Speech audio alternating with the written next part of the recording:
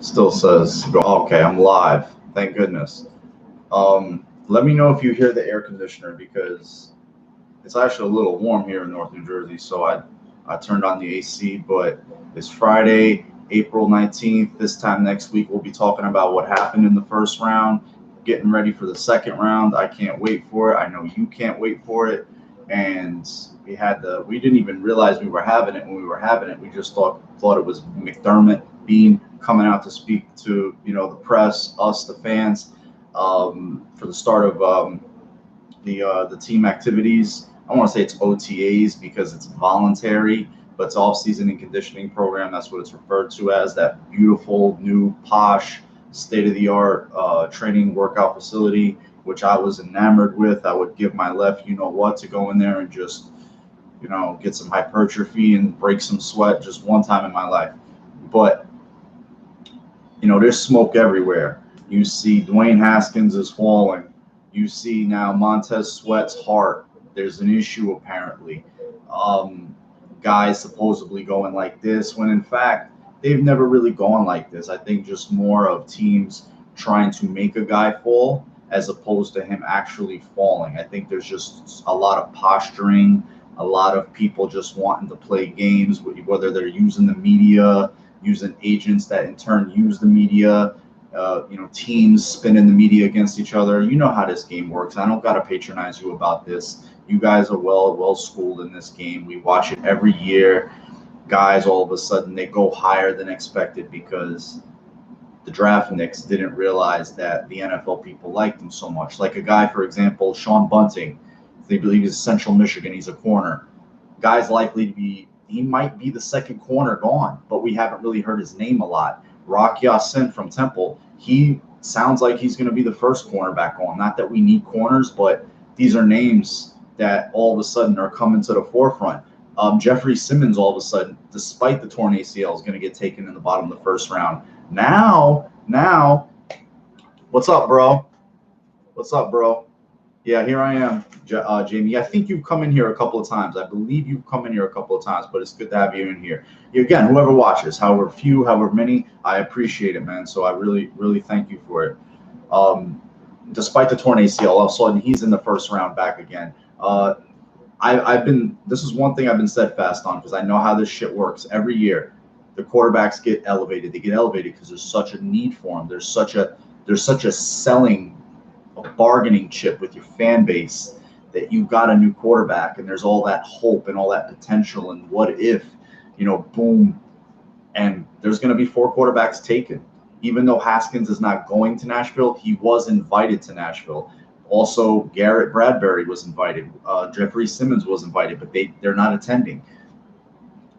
So we got the list. It was around 25 names. And for me, I've earmarked the Bills. I kind of had Sweat in that group. Now, if his heart is an issue, I don't know how they see that. But I've kind of narrowed it down to three guys for them. It's Jonah Williams, Ed Oliver, and TJ Hawkinson. Hawkinson is the wild card for me. Having everything being equal, I'd wonder what they would do if they had their choice of all three. That would be really intriguing to see who they would take.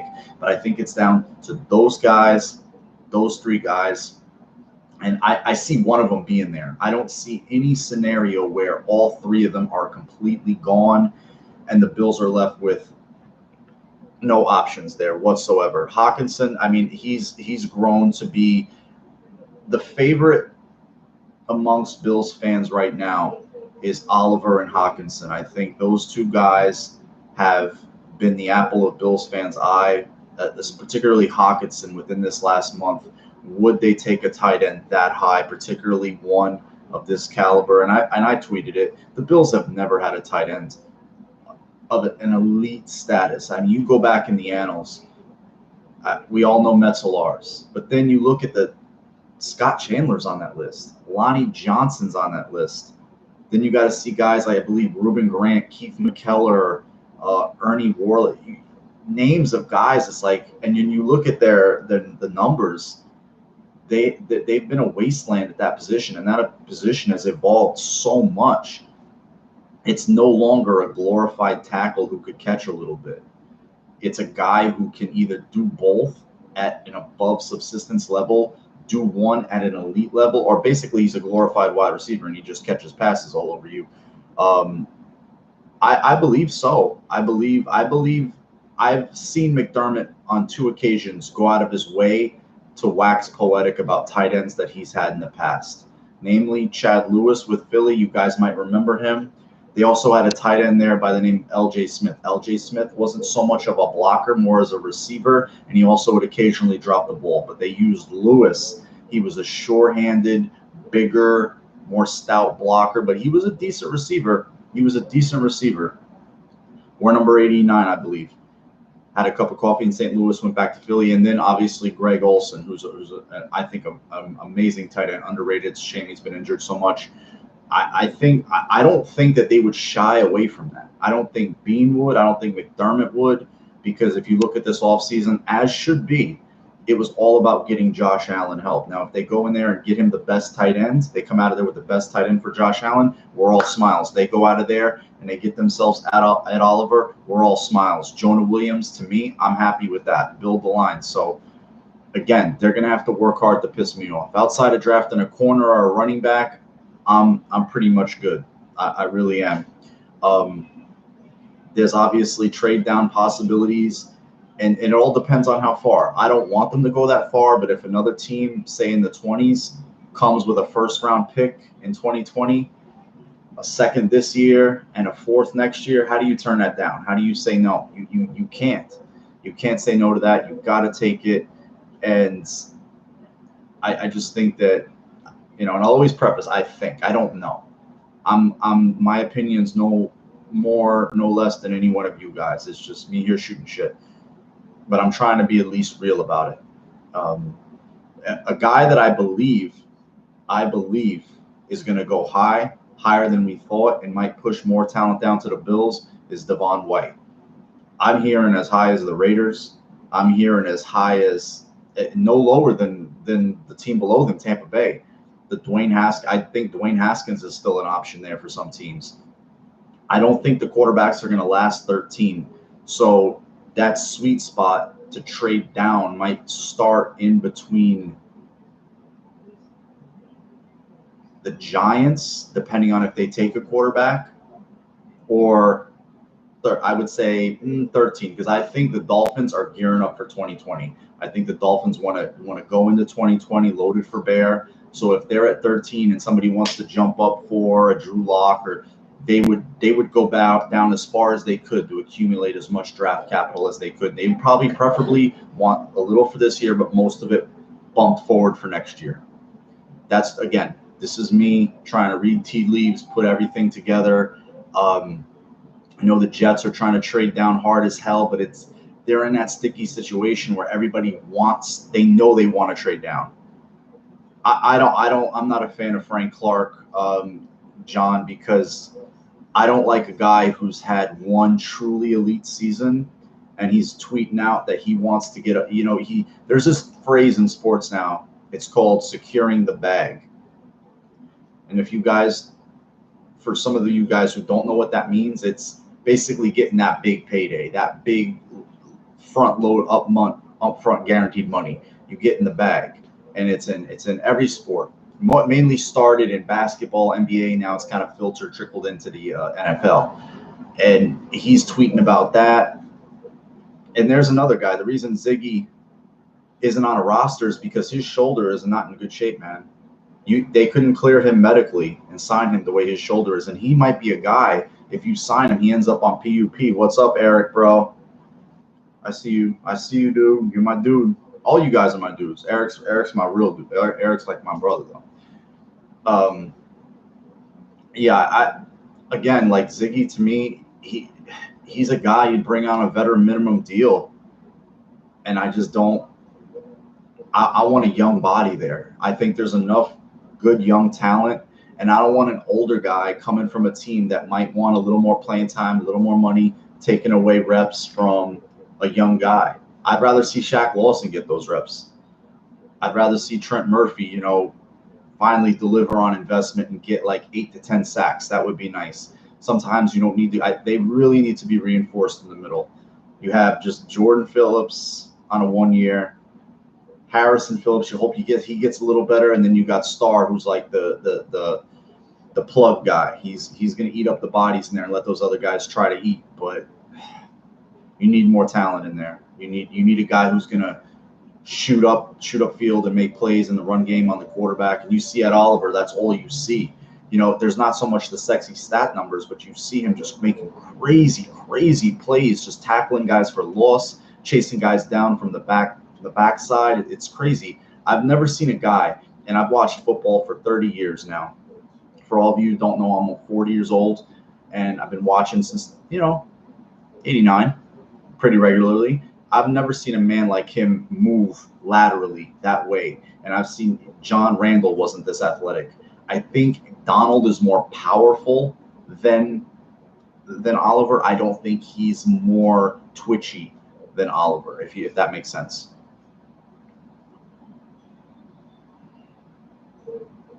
Again, I think if he was a guy that you got to remember too, when you talk about Ziggy Ansah, the entire league could have signed him. The entire league could have signed Ziggy Ansah, right?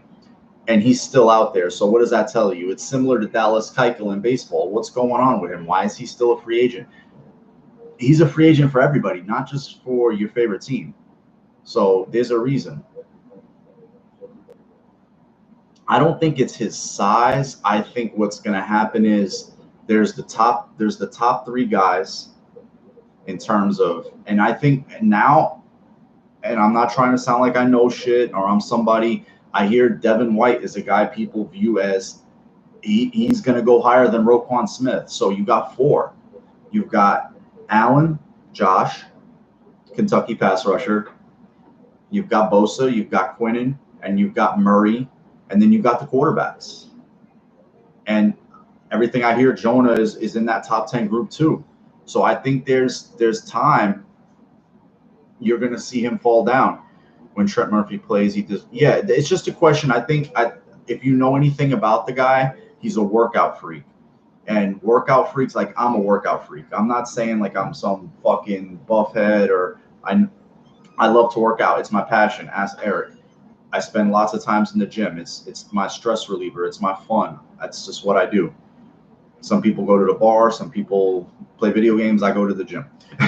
But he was injured, ACL, and when you have a gym rat, got to stay at a gym, and all of a sudden they're allowed to get back in, they don't know when to stop. And I think he went a little too far trying to get back on the field and got himself a little tweaked. And he's got a full off season to recover now. He's not trying to prove everybody right because he's a worker. He's a guy that's a McDermott guy. He's going to go in there and bust his ass and try to earn his bread. And those are the kind of players I want. I don't want players that get the bag and all of a sudden they turn down the volume. Like a Marcel Darius. Marcel Darius got his money and said, fuck it, I'm going to chill now. I don't want players like that. I want a player to realize like you're getting paid to not only produce now, but it's also return on investment for the duration of this contract. It's not about, we're not paying for you for what, granted, what you did yet last year, the year before, it is a part of it, but it's not everything. So sorry to be so long-winded about that, guys. So we're going to have a lot of fun the next week. I know it. All of us are going to have a lot of fucking fun. I can't wait. I will drop some F-bombs in here. I will curse. I had nothing to do today. It's a beautiful day out. I was going to go to the city and have some lunch, but I was like, you know what? I don't want to be in no New York City hustle bustle Friday. So I decided to stay in, bullshit online, get some football talk with some guys I know. And a guy got at me this morning. I'll post it on IG. He sent me something about Jonah Williams pertaining to the Bills. It's this guy's burner account. I'm not going to tell you who it is, but I know it's his burner account. And I'll tell you guys this. You would be floored about the amount of NFL people that have burner accounts on Snapchat, Instagram, and Twitter. You'd be like, really? Yup. They want to see what these guys are up to. They're no different than us, man. We're curious. We're curious cats. They want to see what people are saying, but they also want to do it under the guise of anonymity too, Yeah, man. Eric, that's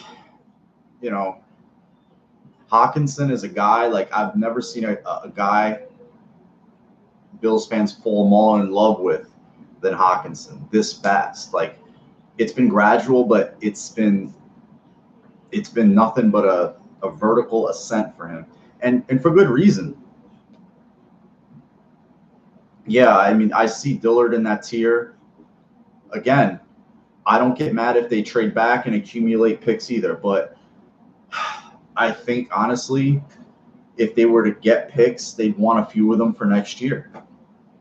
The way this group is constructed, they always want to have ammunition every year. They never want to get caught shorthanded each year and not have enough draft ammo to move around the board. You know, if they get another number one, that's cool. Again, this is just speculation. But if you trade down into the 20s, you get a one. Same thing with the, think the Trey White deal. You go from top 10 to 20s, that's your first next year. And that's non-negotiable. And I think this regime is always going to want to have that place. They're always going to want to have an extra 3, an extra 2, if not maybe 2 4s, 2 5s, so they can have ammunition to move up if they want, maybe pay it forward to next year. You never want to have to sit there and wait. Another thing that they hate too, let's just say you're picking 40th like the Bills. They're not going to have to wait this long, but I've seen where a team has to wait like 60 picks to pick their next guy. Or I've seen one crazy one where a team has to wait 74 picks. I think the Jets, if they stay at 3, they have to wait like, I think they have to wait almost 80 picks. And that for an NFL personnel department is maddening, that you have to sit there and watch name after name after name after name come off, because they're no different than us. They spent all these time looking at these kids, and now it's just like we're seeing them go here, we're seeing them go there, we're seeing them go against our direct competition. That's on them, though. And I don't think McDermott and Bean want to get caught in that predicament. Yeah, I mean, again, they stay there. I'm great. If they decide to trade down and get a 1 next year, if they get a 1 next year, or in a 2 this year, and a 4 next year, and that other team's 1 this year, I'm not mad. I can't get mad about that. I really can't, because you never know where that 1's going to be. What if that team goes out there and shits the bed, and they were like 2-14, and the Bills have the number 1 pick off of another team's back? Wow, that's a dream scenario. But again, it's just conjecture. Me just being a fan, like the rest of us. I don't know if they want to trade down. But I think once the draft starts happening, that's when the only time you see a trade up pre-draft is when a team goes to 1 or 2. There's 2 guys there that are just universally like Goff and Wentz. I'm thinking of another scenario. There was just a couple of scenarios that happened where teams like, we want these guys. They didn't trade up for these guys. Well, the Redskins did. I'm sorry. It was Luck, RG3. There's always got to be that 2. The percentage he falls, to me, it's 50-50. I think it's 50-50. I think he could be there for the Bills. I don't think it's out of the realm of possibility whatsoever that the Bills get a chance to take him. Not in the slightest. I don't think that's reaching or me being a fan. Nothing like that. I think that's the way it looks right now on the surface. So, I mean, there's 8 guys going to go ahead of them. We know that right now as it currently sits. If a team trades up, they're trading up for a quarterback. If a team moves down, it's generally with a team that has multiple picks or just cares so little about their current situation, they have to do something.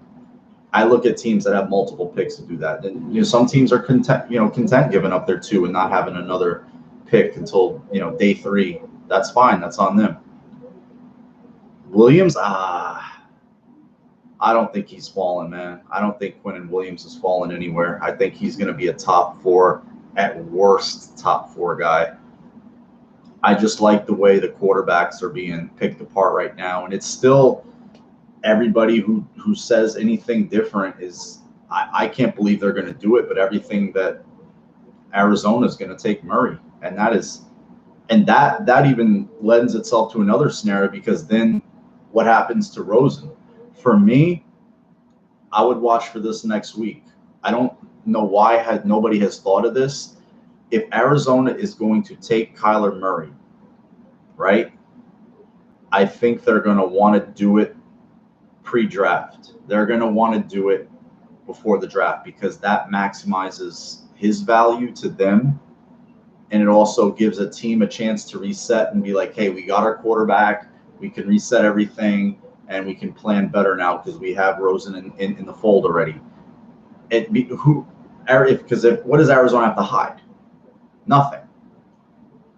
They have everything to hide now because they have to have teams bidding against each other that might want Rosen or quarterback services. So they have to play that game. I understand it, but not availing him to the media, doing their season intro hype for the season schedule, and basically excluding him from the video package is like, wow, that's tough. I think that's you know what, it could be three. It could be three. All of a sudden, the Giants apparently are going to do it. Apparently, the Giants this year have decided it's time. And I don't think that it was all Gettleman. I think this is ownership. I think ownership, namely Mara's son, Chris. I believe his name's Chris Mara. And I think he's pushed for a quarterback to be taken. And if Gettleman and let's say Shermer get washed out, I think you'll hear smoke about how they really wanted a quarterback in 18. What's up, Los? How are you, bro? I'm great, man. I got fuck all to do today. So I didn't think of anything better than to spend it with you guys and shoot the shit about the draft. Bean was candid as fuck on Monday. He just kind of sat there and had a conversation with the media. He didn't reveal too much. He didn't withhold anything. He was very candid about what he thought about the positions, even though I thought he was a little vague. He said, about the defensive line class, it being, it's all right. I don't know. I think he knows how good it is. I think he knows how good this defensive line class is. Yeah, the Redskins could trade up. That's possible. But if a team trades up before the draft, again, in my opinion, they have to do it. They have to do it before the draft. They have to do it before the draft.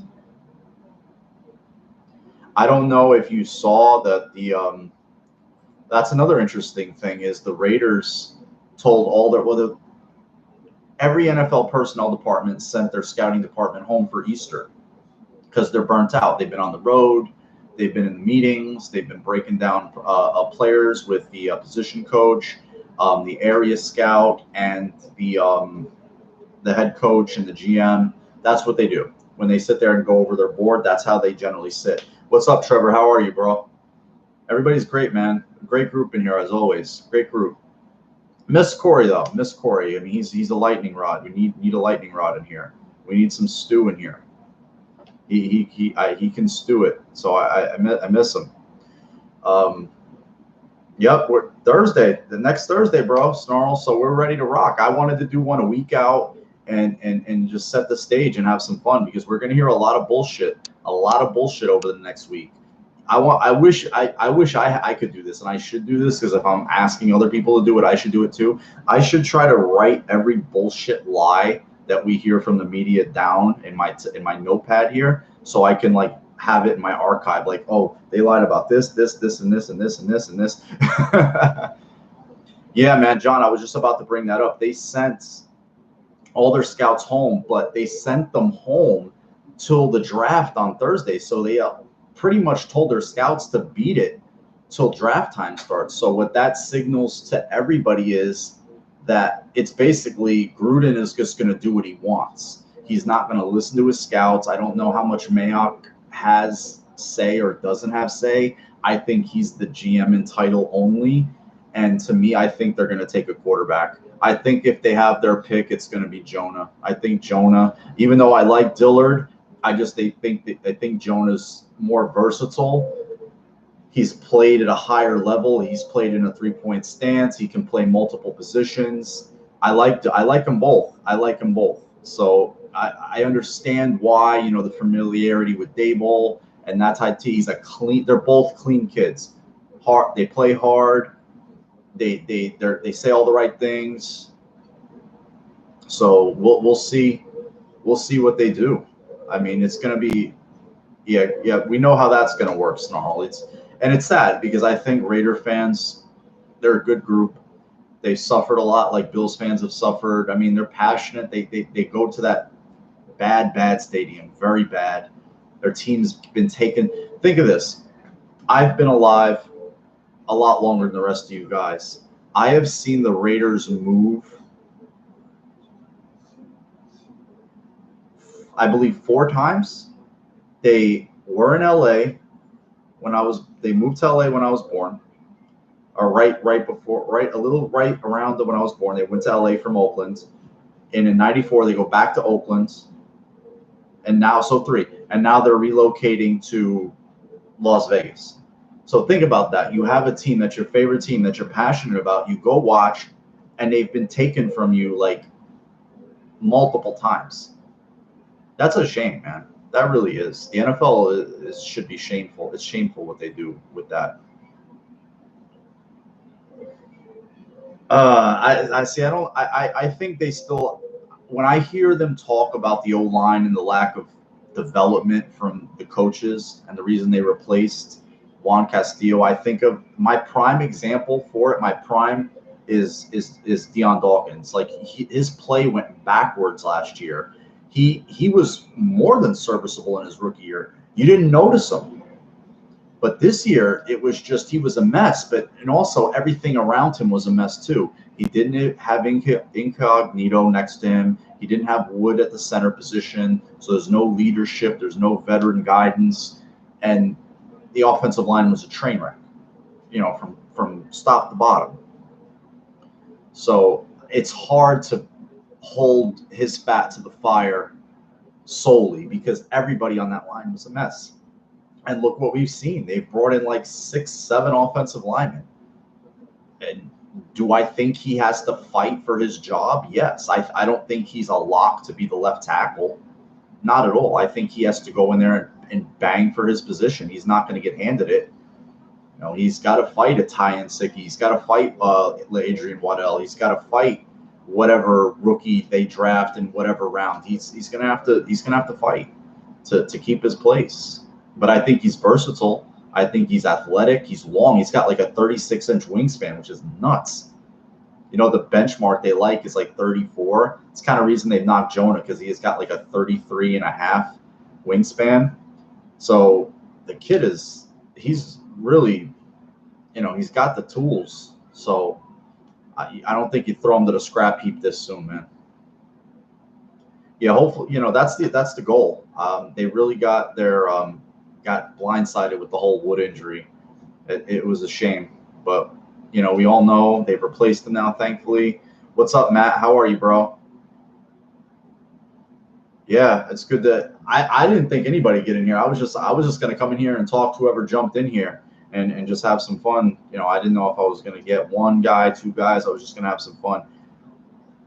What is the current lineup on? Oh my God, I'd have no idea. Honestly, I couldn't tell you because that would be me. They brought in so many guys, and you don't know who they've drafted. You don't know about an undrafted free agent. There's going to be, let's just put it this way, there's probably going to be 20 plus new faces, and then all of a sudden you'll see them release, a Russell Bodine. You'll see them release Vlad Ducasse because those guys clear close to $4 million off the books. So you're paying for over half your draft class right there by releasing 2 guys. Maybe they release it Damari Scott or somebody, wide receiver like that. Robert Thomas, defensive tackle. They'll to bring in some undrafted free agents they like more. Dillard, Andre Dillard's the one from Washington, and then there's the Caleb McGarry also. Maybe that's the one you're thinking of him. And yes, Spence. See, I can give a position. I can give maybe where I think Morse is going to be the center, lock, stock, the fucking lot, no question. Morse is our center. Right tackle, it's going to be, I would say, if I had to line up a right tackle in Nsekhe. The guards now, oof. I think in their wet dream world, Spencer Long is their swing interior lineman, plays center guard. He's on the bench. Ladrian Waddell is your swing tackle, play right or left. Dion Dawkins is your left tackle, and then the guards between whether it's a Span, Rookie, Teller, Feliciano.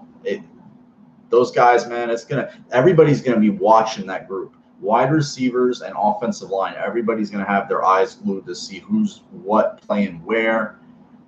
They're gonna change combinations. That's gonna be such a work in progress. I really hope they can get that unit together quick because that's so important. That's gonna be so important. Yeah, he was a rookie. The whole line struggled, man. It's like when you say that, Trevor, everybody on that line was not good.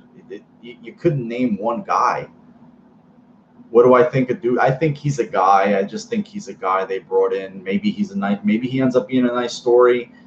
But if you draft a Deebo Samuel, let's say at 40, I don't think you keep a guy like certain guys. I don't think you keep around, because you're going to want him to get reps. You're going to want to see him get burned because you've invested in that guy. Just like let's just say they get a tight end. They only have 3 tight ends, right? See, I go by numbers. They've only re-signed Jordan Phillips. Sorry about that. Eli Harold. That's it. The only thing they've done on the defensive side of the ball in the front is that Kyle's gone. So I let their moves speak to me. I let their actions speak. I don't let their words speak. I see their actions. He's gonna have to earn it, dude. Guys like Isaiah McKenzie, Ray McLeod, they're gonna have to. They will have to have taken monumental steps to stay on this team. That's all I'll say, because they got to play special teams. They've got to return kicks. They signed Andre Roberts, who made the Pro Bowl as a kick returner. John Brown, Cole Beasley, Zay Jones, Robert Foster, and whatever rookie. They're in a bad spot, man. Yeah, he's not. I don't think he's going to make it either. I don't think he's going to make it. That's just my opinion. Maybe he proves me wrong. He proves us wrong. But they only have 3 tight ends, and one of them is a converted converted tackle in Jake Fisher. So, I mean, they brought in Croft, but I don't know. I really think if they don't go tight end in round 1, I think they might do it in round 2. But again, they might wait till round 3, and we'll see. It's a very deep tight end group, so I don't want to burn on one bridge. I don't want to die on one hill. I'm not going to fall in love with Hawkinson, Oliver, Jonah Williams. I'm going to be open-minded about it and just let them hopefully can pick their litter of those guys. That would be ideal. If they could have their pick of those guys, that would be amazing. Yeah, especially on the line. I think that's why they've added so many guys. They're just going to throw them into the pile and say, you know what? Best man wins. Survival of the fittest here. They're going to throw during camp. They'll start off with 90, so they'll have anywhere between 12 and 14 offensive linemen. They just throw them out there and say, you know what? Earn your spot. The 8, 9 linemen who make this roster are going to be the best. No, you can't patch everything together in 1 year, but they have a lot more resources in which to work. That's for sure. They have a lot more with the draft still here. They haven't used the draft yet. It's not like we're talking about the roster post-draft. Undrafted free agency. We don't even talk about that much. Do you know how many undrafted free agents the Bills had play? I brought this up before many times. Do you know how many undrafted free agents the Bills had playing after week 14? Week 12 on their roster, all said and done. Do you know how many undrafted free agents the Bills had from their original class playing they were on the 53-man roster, and some of them were active. They had a class of 9 and 7. They had 7 undrafted free agents. 7. So, and the reason I'm encouraged by that is I saw Josh Allen basically come in with little to no reps, not only from camp, preseason, but he had been injured. And then he developed a pretty much an immediate rapport with Robert Foster. He had to work a little bit with Zay Jones, but in that Miami game, they kind of built on it, and you saw it have little spurts of success. But that encourages me about receivers coming in. Like, he's good enough to say, you know what? I'm used to this. I can make it work. You just get open, I'll get you the ball. So then I see a Levi Wallace come in and take over for that catastrophe that happened with the, Phillip Gaines and Vontae Davis and just a train wreck cornerback opposite Dre White. And he settled it, calmed it down. Does he need to get better? Yeah, every rookie needs to get better. None of these guys are finished products, but it's encouraging. That's all I'm going to say. I sound like a homer right now, but it's encouraging. So hope I'm not monopolizing. What's up, Rick? You guys hit me up with all your ideas and thoughts, and I reply to them as much as I can. Who's my return guy? I think it's Roberts right now. Who can you say is different? They had nobody that showed me they could do it better than him. And obviously every unit on special teams needs to get better. There's another position we haven't even talked about yet, is punter. Who's going to be this team's punter? We bitch and moan about special teams. This team lost 2-3 games on special teams alone last year. Special teams killed the Bills last year. It was not special. It was atrocious. Whether it was covering kicks, penalties on punt returns, muff punts, just they got nothing in the return game, blocked field goals, blocked punts. It was a comic strip. That's all it was. So that whole unit needs to be, that's going to be a big thing for me, because you can lose games like that. They lost the Texans game. That muff punt, I believe Saran Neal ended up running into Ray, and I think Ray might have did something dumb again, and then the Texans scored a touchdown. I mean, granted, they got the pick six later that kind of sealed it, but that was the only touchdown they ended up scoring, I believe, offensively. It was crazy. There might have been another one. Remember where Phillip Gaines had those three pass interferences in a row? That was a really bad sequence too.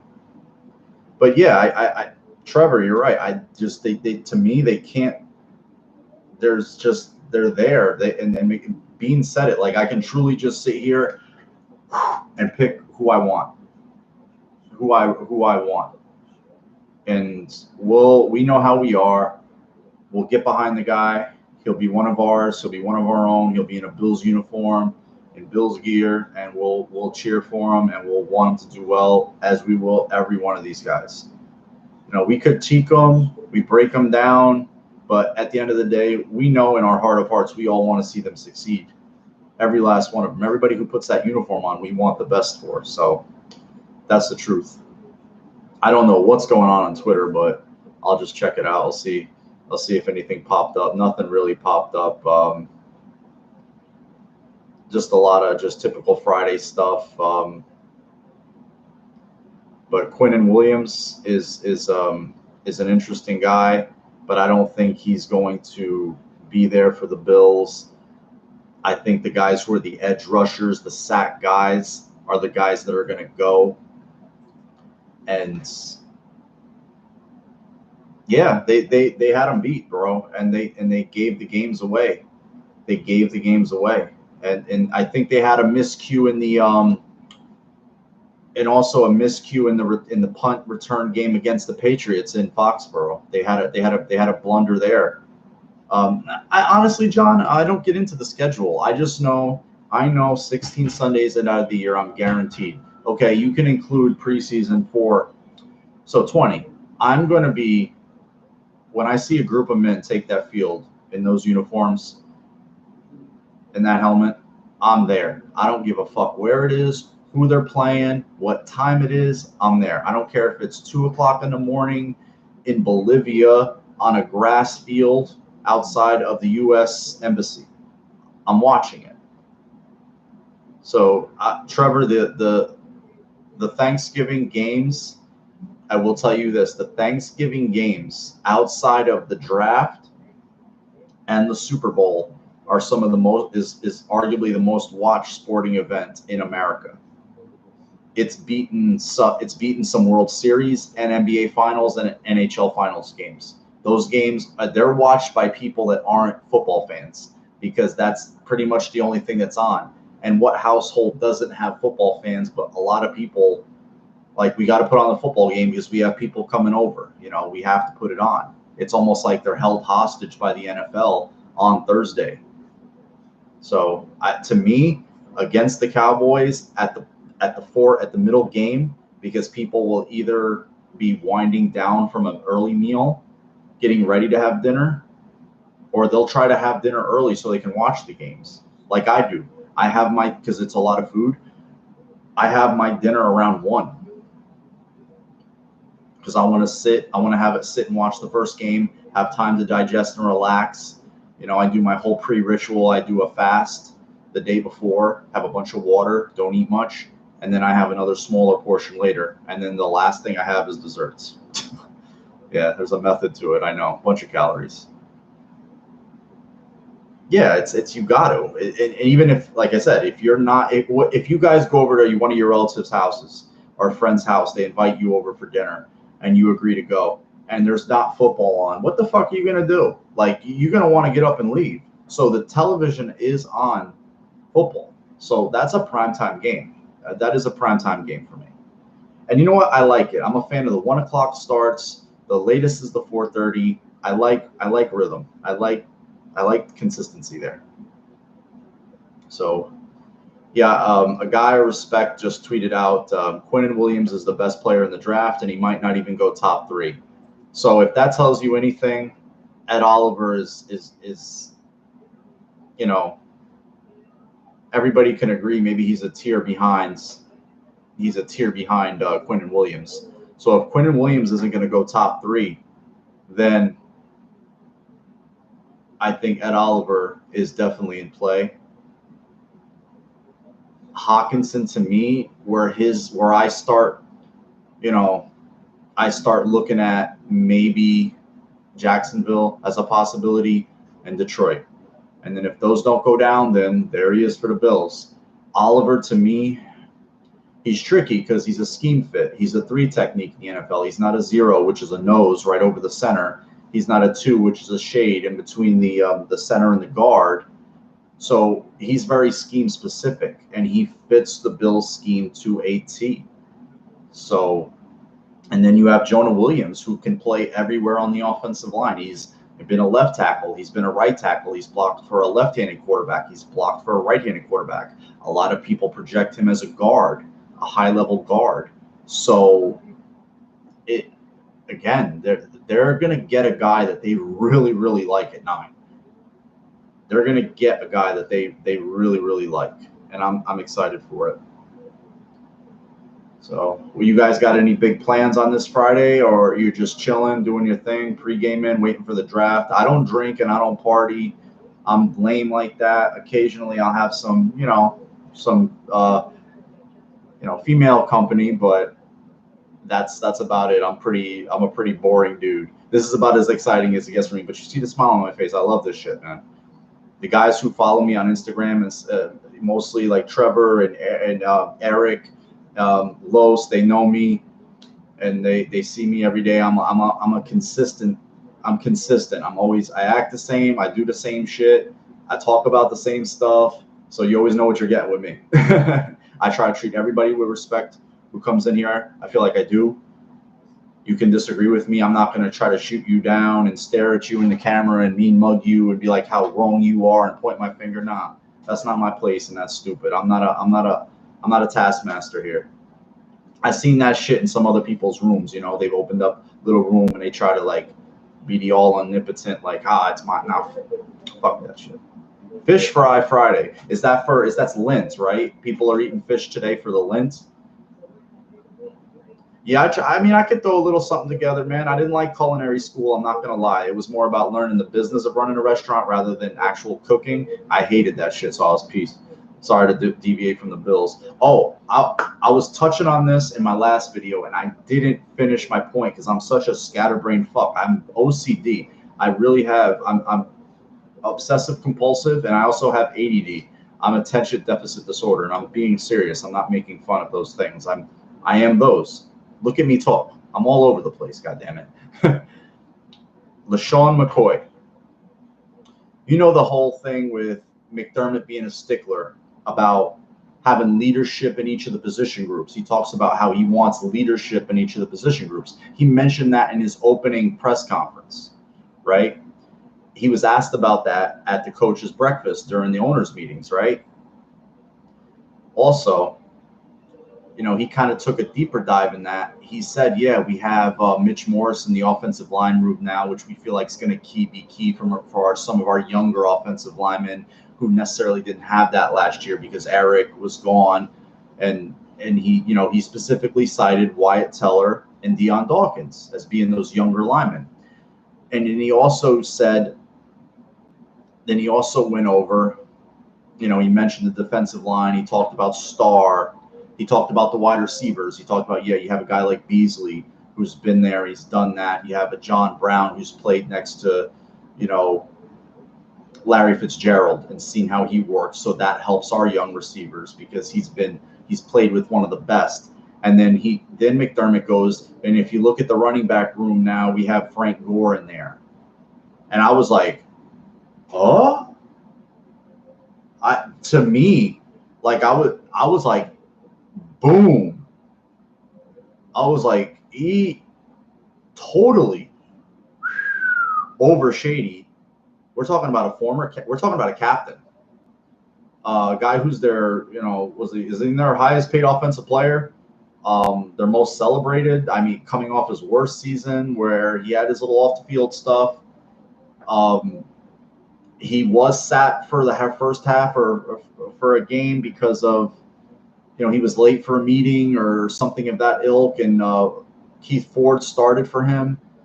So if they somehow, then I look at the Eagles, they just recently cleared some cap space with Zach Ertz's contract, I believe. They moved some money up or transfer. They did something where they gave it in signing bonus. They do that thing where they push the money down the hill. And I honestly think that if they get a chance, because that's a huge thing for me.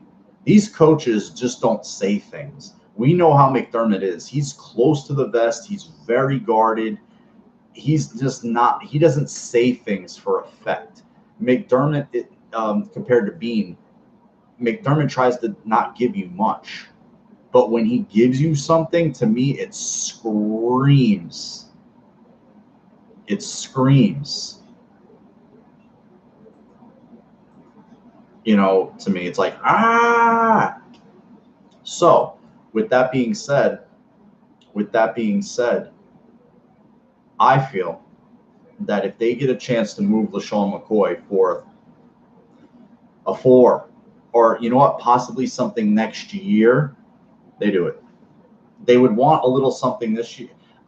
Even next year, if they can clear $6 million and get a pick next year, that's better than this year. Like, let's say the team comes and says, look, we can't give you anything this year, but we'll give you a 3 next year.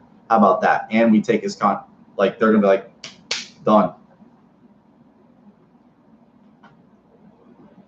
No, I didn't hear that, but I don't doubt that. I don't believe they are either. They can say what they want, and they have to say that because they don't want to make it look like the player is, you know, they don't want to devalue the player, right? And also they don't want to have the player that's, you know, veteran, tenured, have to answer questions, be embarrassed. So, and in certain situations, that's not the case. That's not the case.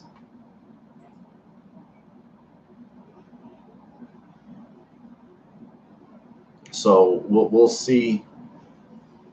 We'll see where that goes, but that's going to be one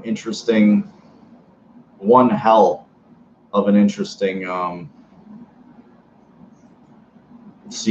sequence of all of a sudden, if we're there on, let's just say, day 2 or day 3 of the draft, that's where generally veterans get traded for future picks in the next year. Is on day 3, that's where we'll see it.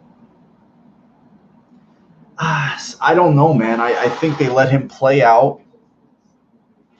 I let them play out his last year, and then they see.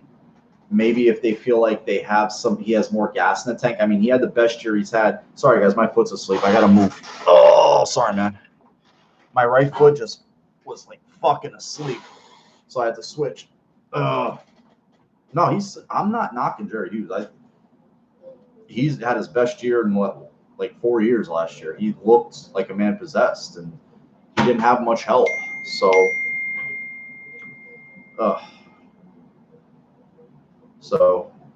we'll see where it goes. So I keep seeing that if the Jets have to stay at 3, that they would take Oliver. So just that's out there now. I want you guys to be aware of it. So if the Jets apparently stay at 3, they would take Oliver, but I don't know about that. We'll see. If they take Oliver at 3, they take him at 3. There's nothing you can do. So if that's the case, that's going to push. I mean, maybe Quinnen Williams, he pushes another guy down, and maybe a quarterback pushes another guy down. So I hate when it says the Bills.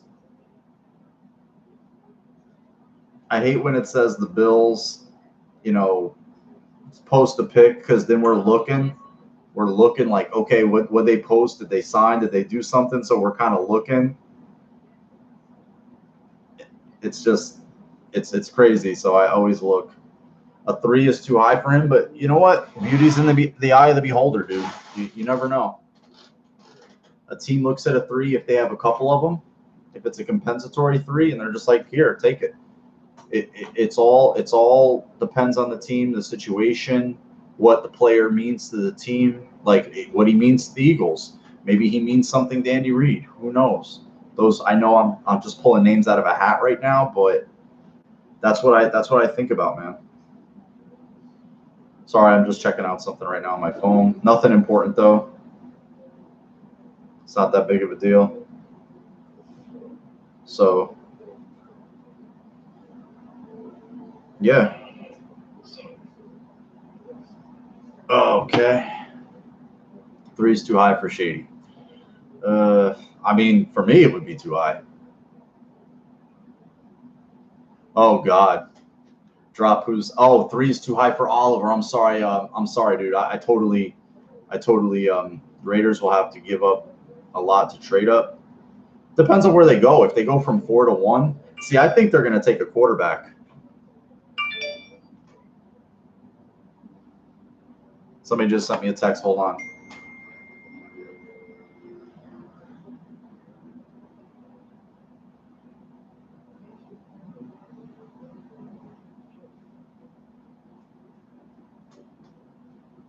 Sorry, I got to text this guy back. I apologize, guys.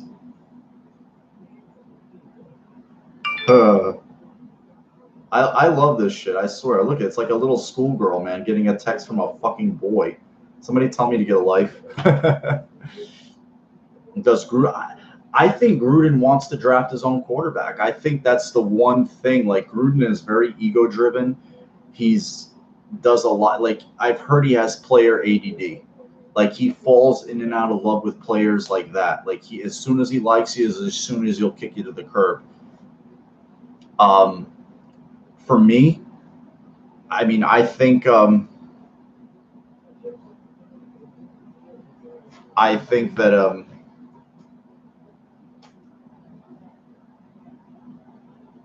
so I'm sorry I'm doing this, guys. I don't mean to take my attention away.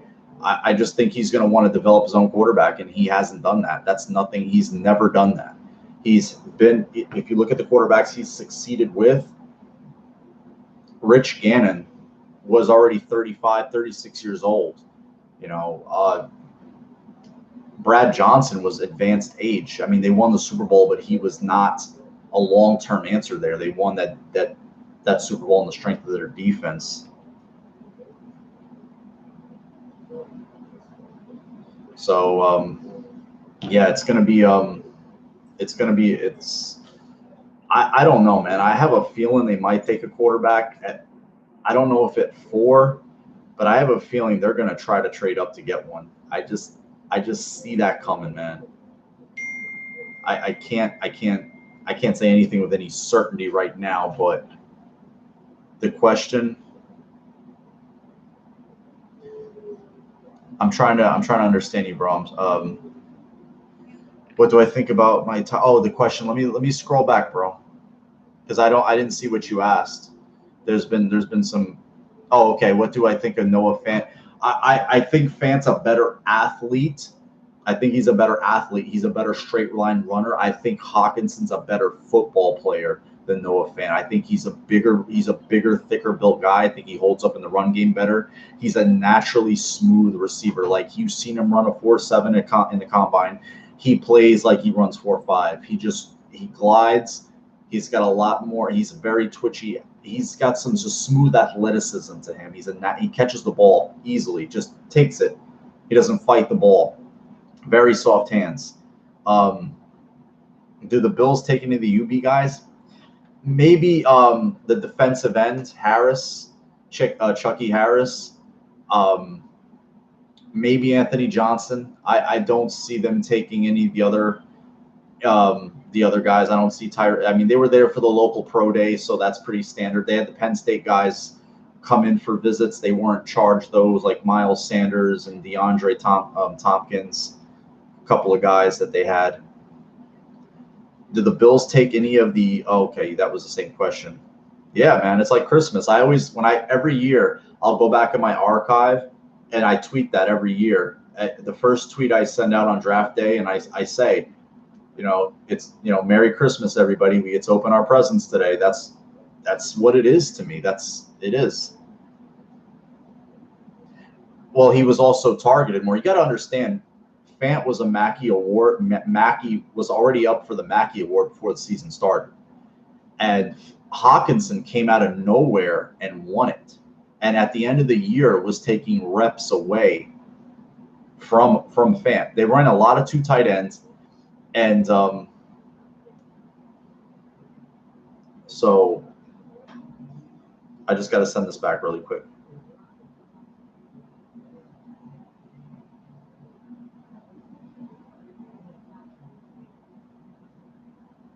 Sorry. Okay, does the number of reps a guy does it? Nah. To me, he's not a power guy. He's never going to be a power guy, but Tyrann Mathieu couldn't do one rep. He did nothing. I think he got up the bar halfway, and then they had to take it from him. But if you're a lineman or even a tight end, you got to hold that. Yeah, you got to put up around 20. As long as you're a functionally strong guy and you have good balance and good feet, you can be a strong dude. Just because you don't have winter football players going to have to lay on their back. There's a component of it. I would rather see them squat, hang clean, and snatch. I would rather see those movements, because to me that shows explosive power. How fast they can translate speed to power. That's what I'd want to see. I don't care about the bench. I'd want to see them hang clean. I'd want to see them on the squat. I want to see how flexible they are on a squat, because you find out how flexible a guy is when he has weight on his back. What other pick do we got? Got the 40th and the 74th as current right now. 40th overall, 74th overall. So, 3 in the top 100. Again, Fant's, he's his own animal, though. Run a 4.5. He's got great size. He's got long arms. He's an intriguing player too. But for the total package, I like Hawkinson a lot, a whole lot. that I can, and I think a lot of other Bills fans do too.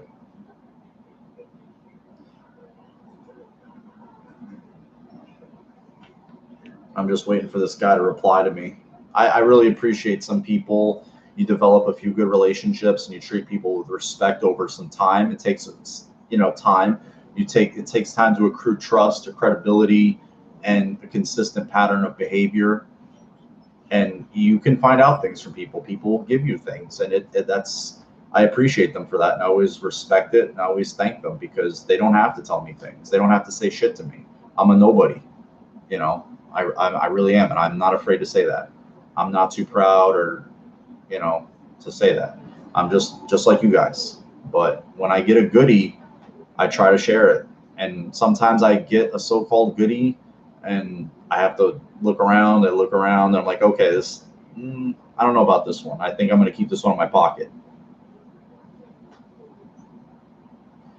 In what position are the Bills set for in the future? Middle line. I'd like to think middle linebacker. I'd like to think Tremaine Edmonds. I'd like to think Trey White. I don't think he regressed. I don't think he regressed at all. I think he had a couple of rough games. He got beat by some great throws.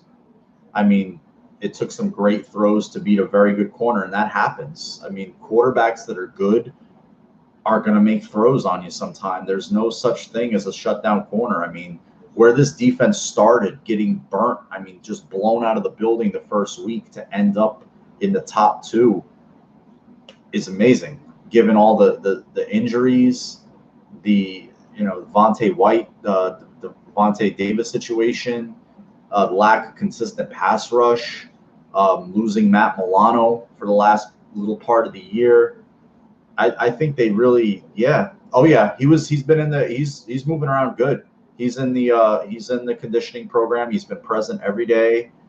He looks like he's walking around good. Apparently the break was clean. It wasn't like one of those fractures where it's like splintered or anything like that. So I don't know the technical term for it. So he looks ready to roll, man. Linebacker, but you're playing with 2 line. I mean, do I think they're going to add linebacker? Yes, at some point, but ultimately those 2 guys are going to be on the field. No different than Leighton Vander Esch and Jalen Smith.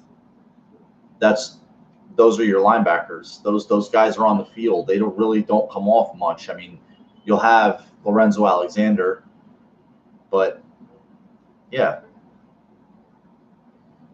they have 2 of the best safeties. They have arguably the best safety tandem in the league.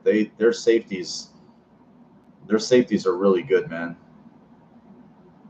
I think he's getting it later on, Joe, but even then, like he might be out. If he had a labrum. I know he had a labrum rotator.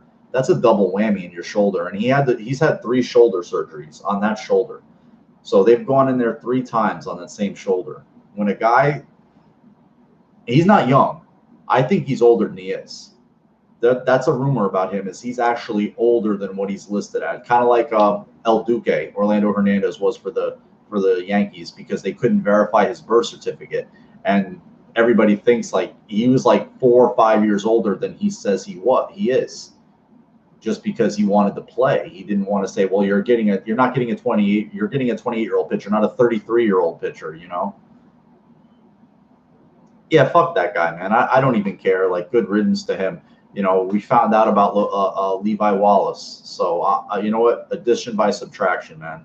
I'm very happy that somebody like him is gone, But I posted a mock yesterday on my IG, and I lied. I said it was my last. And then I have to do one the week of the draft. I can't help myself. It's a dirty drug. I can't help myself. I have to do another one. It's like, because it's going to be so long till I do another one that actually means something to me. I have to get one more in. I just have to. It's like that girlfriend, that ex that you don't really care for anymore, but you guys kind of hit it off in a good way, and you want to just have one more time. It's like, you know what? Let me go back for that one more time. You're on the outs. You're not going to be together anymore, but you just got to get it in one more time. You guys know what I mean. Well, and I keep forgetting about him, man. I was a fan of EJ Gaines. I know the guy couldn't stay healthy much, but when he played, he was really good for the Bills, man. He was really good.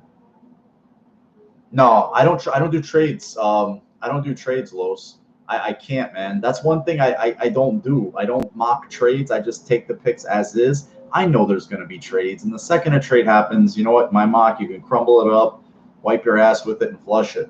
But I had fun doing it. So the most likely trade candidate for Shady, I'd say Philly. Roseman seems to want to, right the wrongs of Chip Kelly and, didn't like the way Shady or Deshaun. I mean, he's already brought back Deshaun Jackson, so he would like to complete it with Shady possibly. I don't think see if it comes down to a 6, I don't think they move him. I think they would just keep him. I think they would just keep him. I see. I don't see. You know what about Tillery? I'm not a fan. I think he's okay. He's not. Maybe he ends up being solid. I don't know. But I don't know about that, man. I explained it before you came in the room why I thought about Shady. Like I don't think they're married to him. I just don't. I don't think that he's assured anything. Let's just put it that way. And I put my reasons for it earlier in the room. I talked them out in the chat. So otherwise, we'll see. Nah, I see. That's a guy here. Like, there's some character things. There's an injury thing. There's like, why isn't a guy this good? Now his teammate Chase Winovich is going to go higher than a lot of people think because the guy plays hard all the time. He doesn't have the measurables of Gary. He doesn't have the size of the size and the speed, the athleticism. He doesn't have the hype, but the guy plays hard every fucking play. If you watch him, he's just relentless and he just doesn't stop. You see Gary get caught in the wash sometime and be like, fuck this, I'll just get him on the next play kind of attitude.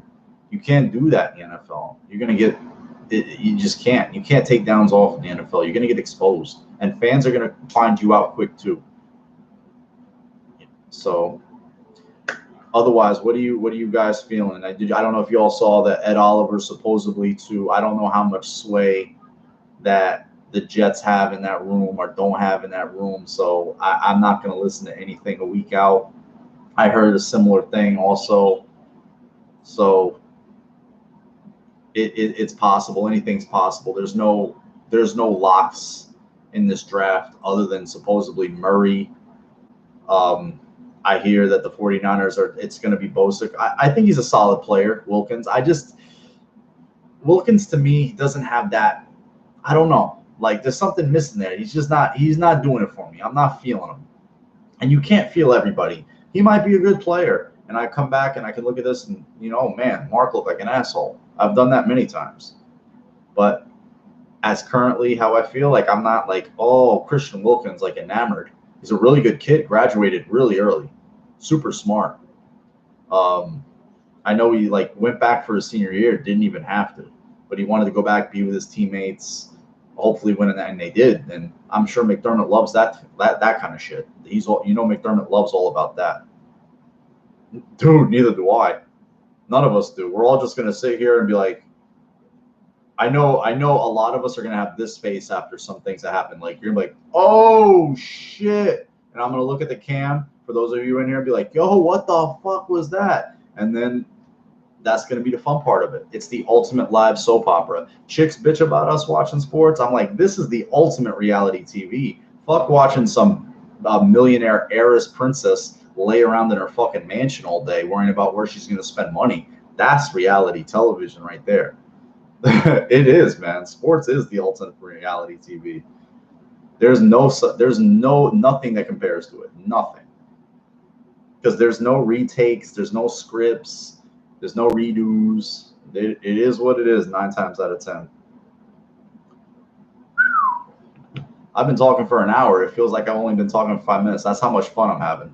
I'm gonna try, man. I'm really gonna try. I don't know if my friend Eric is gonna come through here, or if I go out to Long Island to see him, because we said we were going to do that, but he hasn't gotten back to me. Sometimes he gets busy. He has a very hectic job. It's very demanding. So I don't impose on him. He just gets at me and be like, yo, Mark, I've known the guy forever. Seems like forever. It's like a brother to me. And he's a Bills fan also. So I would do it for my phone. How about that? I'll do it for my phone. So you know what? Fuck that. I'll do it for my phone. If you ask to sit, that's humbling to me. Like that you'd actually want to just like in this setting, just like that's so. I'll do that. I can, yeah, I'll do that 100%. Yeah, I mean, it's Matt Milano. Matt Milano was after round 3. Teron Johnson was after round 3. They've gotten guys there, man. They've gotten a few players. So I can't say that. Have they missed on some guys there? Yeah, but they've got a few guys too. So that's when your scouting and your due diligence pays off. I mean, is it the draft ultimately is a crapshoot? I can tell you guys names that you'd be like, what the fuck? Who's that guy? That guy was a highly touted prospect that never did shit. That guy was this year's so-and-so. Erasmus James, Vernon Golston. The list goes on and on. Jason Smith, he was a tackle from Baylor, was just, ugh. You know, there's been tons of guys like this throughout the history of the league. I mean, Kevin White just a few years ago, went to the Bears in the top 10. There's just tons of guys. I don't think you're throwing darts in every round. I think it depends on the team. Sometimes injuries bite this player and he can never recover. Maybe a team just totally ignores character and they ignore a kid's work ethic and they be like, we're going to get this kid in here and we're going to teach Aaron Curry. Yeah, the Vanderbilt, was he Wake Forest or Vandy? He was one of those two schools. I know that. Went to Seattle. He never lived up to the hype. Keith Rivers. Remember Keith Rivers? He was former Bill, for 1 year. Highly touted USC prospect, linebacker. He got his jaw broken on a crackback block from Hines Ward. Was as a player was not like, oh my God. There's tons of guys, man. Mike Williams. Remember Mike Williams, the tackle, Texas Bills. Not good. There's always going to be some guys that wow you, come out of nowhere, and there's going to be guys that you thought were going to be good that aren't good.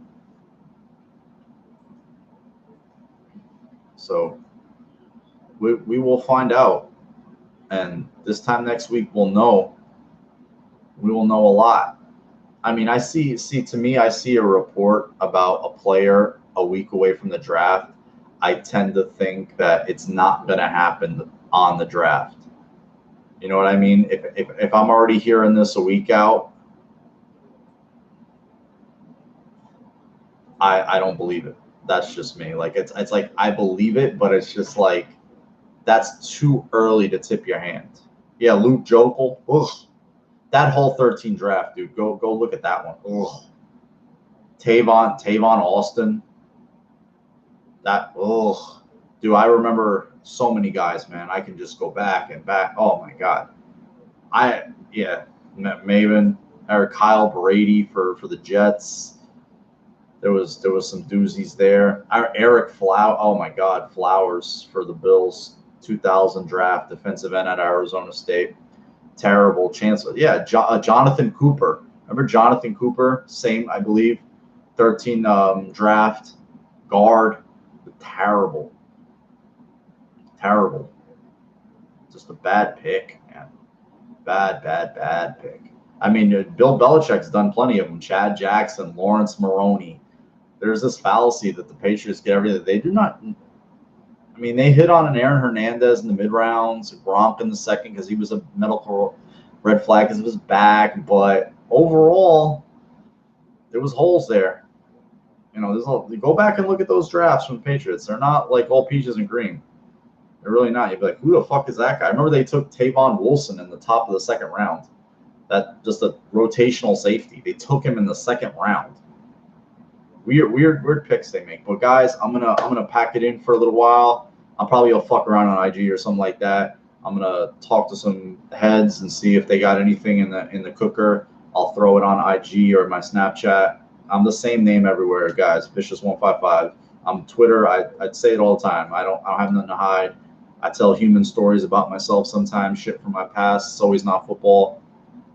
So I always try to keep it real. I don't sugarcoat shit. I'm not a perfect person. We all have our bullshit from our pasts and whatever. I've tried not to let it affect me adversely, whatever. I don't think I've had it the hardest either. I know I haven't, as a matter of fact. I know people that have had it way harder than I ever even imagined. Thanks, Eric. Go Bills. I'll see you all. Love you all. Appreciate you all. And I I think I should wait. I think I should wait till draft day to come back on again. How about that? I give you guys a break from my ugly face because I don't want to keep beating the same shit to death. Go Bills. See you on draft day. Love you guys. Peace.